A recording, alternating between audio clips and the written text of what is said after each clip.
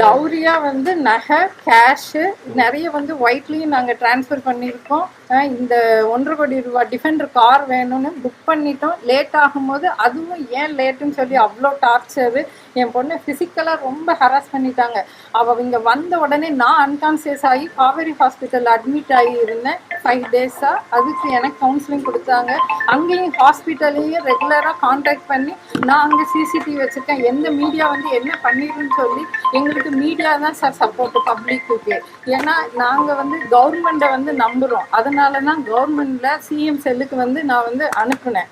எனக்கு தமிழக முதலமைச்சர் வந்து இதுக்கு எனக்கு ஒரு பதில் வந்து எனக்கு தயவு செய்து பண்ணி கொடுங்க சார். நான் உங்களுக்கு மீடியா மூலியமா ஒரு ரிக்வெஸ்ட் கொடுக்குறேன். என் பொண்ணோட வாழ்க்கை எங்களோட வாழ்வாதாரம்.